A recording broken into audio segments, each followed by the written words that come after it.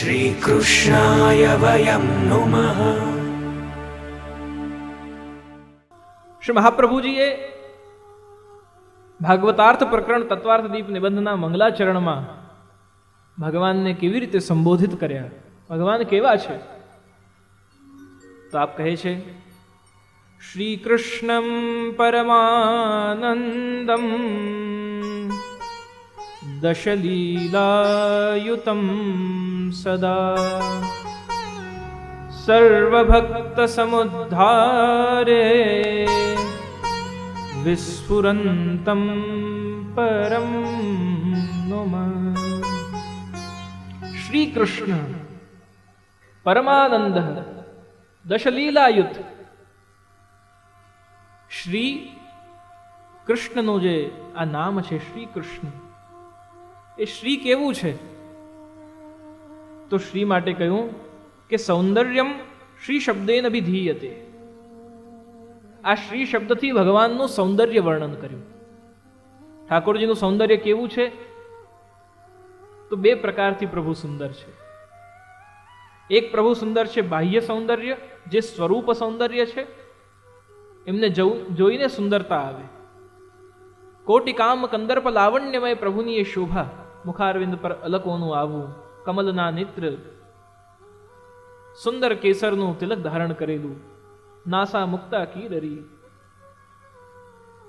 સુંદર યમુના તીર મનમોહન ઠાડે। એ સુંદર સ્વરૂપ બાહ્ય આપનું, અને બીજું બતાવ્યું અંતઃ સૌંદર્ય, ભીતરનું સૌંદર્ય। ભીતરનું સૌંદર્ય ઠાકોરજીનું કેવું છે? તો ભીતરનું સૌંદર્ય એટલે સ્વભાવ સૌંદર્ય। બાહ્ય સૌંદર્ય સ્વરૂપ સૌંદર્ય, અને અંતરનું સૌંદર્ય સ્વભાવ સૌંદર્ય। લગભગ 99% હ્યુમન રેસ, મનુષ્ય જાતિને ભગવાને આ બંનેમાંથી એક જ આપ્યું છે। રૂપ જેને બહુ આપ્યું હોય એનો સ્વભાવ જરાક, અને સ્વભાવ જેનો બહુ સારો હોય ઘણીવાર એની પાસે રૂપ નથી હોતું। આ બંને એક સાથે મળી જાય તો પ્રભુની કૃપા। એક નુસરત ફતેહ અલી ખાનની બહુ સુંદર એક શાયરી છે, મને બહુ જ પ્રિય છે કે अच्छी सूरत को संवरने की जरूरत क्या है, अच्छी सूरत को संवरने की जरूरत क्या है, सादगी में भी तो कयामत की अदा होती है। આપણી સિમ્પ્લિસિટી એટલી સુંદર હોય, આપણી સાદગી એટલી મનમોહક હોય કે દુનિયાની ચકાચોંધમાં આપણી સાદગી એ ચકાચોંધનું કાટ કરી દે। ભક્તનો વેશ કેવો? મહાપ્રભુજીના આપણે દર્શન કરીએ પછી સ્વામિની ભાવથી, ગોપી ભાવથી શૃંગાર આદિનો પ્રકાર, વિવિધ પ્રકારના વસ્ત્ર પરિધાનનો પ્રકાર શ્રી ગોસાઈજીના કાલથી વધ્યો, પણ શ્રી મહાપ્રભુજીના ચિત્રોનું આપણે દર્શન કરીએ, શ્રી મહાપ્રભુજી કેવી રીતે બિરાજે છે। 84 વૈષ્ણવોના, 252 વૈષ્ણવોના ચિત્રોનું આપણે દર્શન કરીએ, અરે આજના સમયમાં પણ જે વડીલ વૈષ્ણવ ભગવદીઓ બિરાજે છે એમનું દર્શન કરીએ તો એમને આપણે ક્યારેય જરીની બંડી ને જરીના કપડાં પહેરેલા નહીં જોઈએ। જૂના અમુક વૈષ્ણવોના તો એવા પણ દર્શન કર્યા છે ને સાંભળ્યું છે એમના મુખથી કે આપ આચાર્ય કુલના બાળકો પણ વસ્ત્ર ધરો, એવા વસ્ત્ર બી અમારાથી ના પહેરાય, અમે સેવક છીએ। ભાવ ભાવનો વિષય છે, પણ મહાપ્રભુજીનું દર્શન કરીએ આપણે તો કેવા સુંદર શ્વેત ધોતી, સુંદર શ્વેત ઉપરણો, કોઈ ડિઝાઇન નહીં, કોઈ એમ્બ્રોઇડરી નહીં, કોઈ વર્ક નહીં, કોઈ આરી વર્ક નહીં, કોઈ ટીકા, કયા હોય છે ગાયત્રી? જુદા જુદા કામ વાળું બધું। તો સિમ્પ્લિસિટી, સાદગી, પ્રભુને સાદગી પસંદ છે। ભગવાનનું સ્વરૂપ, બાહ્ય સ્વરૂપ કેવું સુંદર છે તો મહાપ્રભુજી મધુરાષ્ટકમાં વર્ણન કરે છે। સાક્ષાત મન્મથ પ્રભુનું સ્વરૂપ છે। શુકદેવજી કહે છે વેણુગીતના પ્રારંભમાં કે ઠાકોરજીનું સ્વરૂપ ગોપીજનોના હૃદયમાં વેણુના સ્વરોથી કેવું ઉદ્દીપિત થયું, કેવું પ્રકાશિત થયું। શુકદેવજી કહે છે બરહા પીડમ નટવર વપુઃ કર્ણયો કર્ણિકારમ વિભ્રદ્વાસ કનક કપિશમ વૈજયંતી ચ માલા રંદ્રાણ વેણુર અધર સુધયા પૂરયન ગોપવૃંદૈ વૃંદારણ્યમ સ્વપદરમણમ પ્રવિશતિ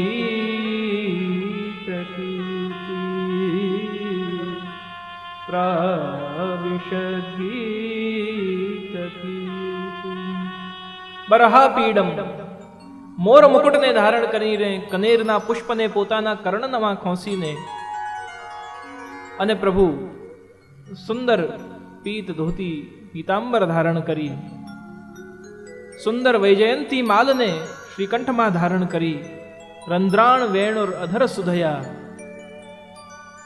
વેણુના રંધ્રોમાં પોતાના અધરની સુધાને ભરીને અદ્ભુત વેણુનાદ કરતા પ્રભુનો મદન મોહન સ્વરૂપ નું આપ સુખદેવજી વર્ણન કરે છે. શ્રી મહાપ્રભુજી આ એક શ્લોક ઉપર એટલું બધું કહ્યું છે, એટલું બધું કહ્યું છે. દ્વારિકામાં સત્સંગ હતો ત્યારે હું કહી રહ્યો હતો ના સપ્ટેમ્બરમાં કે શ્રી મહાપ્રભુજીએ દ્વારિકામાં બિરાજીને અને 30 દિવસ સુધી કેવલ આ એક શ્લોક ઉપર વચનામૃત કર્યા છે.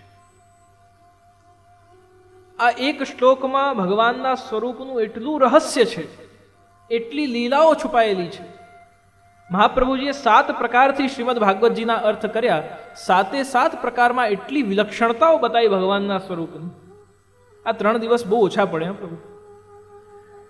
3 દિવસમાં ઠાકોરજીના ગુણાનુવાદ કરી જ ન શકાય. 5 દિવસમાં બી ન કરી શકાય અને 7 દિવસમાં બી ન કરી શકાય. તો ક્યારે કરી શકાય? પછી પ્રતિક્ષણ આપણે એમના ગુણાનુવાદ કરવામાં સામર્થ્યવાન છે જ નહીં. એ અથાગ છે. આપણે કેવલ એટલું કહી શકીએ કે પ્રભુ તું જેવો છે અમારો છે. બસ ઠાકોરજીને પોતાના બનાવી દેવા. ગોપીજનોએ બીજું કંઈ જ નથી કર્યું. કોઈ એમના ગુણ, કોઈ એમની લીલાઓ, બીજી બધી જ વસ્તુ પછી એક બની ગયા પ્રભુથી. પ્રભુ હમ તોરે ઓર તું હમારા. વારંવાર આ વસ્તુ એટલે કહી રહ્યો છું કે લીલાના ચિંતન માટે પ્રભુના થવું ને પ્રભુના બની જવું એની બહુ જ આવશ્યકતા છે. આપણે કેવલ લીલાનું શ્રવણ જ કરવું હોય તો જુદી વાત છે, પણ લીલાના અંગ બનવું હોય તો જુદી વાત છે. પ્રભુનું સ્વરૂપ બરહાપીડમ મધુરાધિપતે રખિલમ મધુરમ કર્ણમ મધુરમ તરણમ મધુરમ હરણમ મધુરમ વસનમ મધુરમ મમિતમ મધુરમ શમિતમ મધુરમ મધુરાધિપતે રખિલમ મધુરમ. બધું જ મધુર છે મધુરાધિપતિ. ગુંજા મધુરા, માલા મધુરા, યમુના મધુરા, વિચર મધુરા. પ્રભુ મધુરાધિપતિ છે. તો સ્વરૂપનું વર્ણન તો કર્યું, પણ હવે સ્વભાવ કેવો છે ઠાકોરજીનો? સ્વભાવ શ્રી સુખદેવજી 3ય સ્કંદમાં કહે છે કે અહોબકીયમ સ્તનકાલકૂટમ. ભગવાનનો સ્વભાવ દયા કરવાનો છે. પૂતના કેમ આવી હતી? પૂતના વ્રજમાં આવી એનું શું કારણ હતું? એ રમાડવા આવી હતી બાળકને? એ અહીંયા શું થઈ રહ્યું છે જોવા આવી હતી? શું કરવા આવી હતી પૂતના? મારવા આવી હતી. કેવી રીતે? તો વક્ષસ્થળ પર કાલકૂટ વિષ એટલે કે પ્રાણ લઈ લે એવું વિષ લગાવીને ભગવાનને પૈપાન કરાવવા આવ્યું.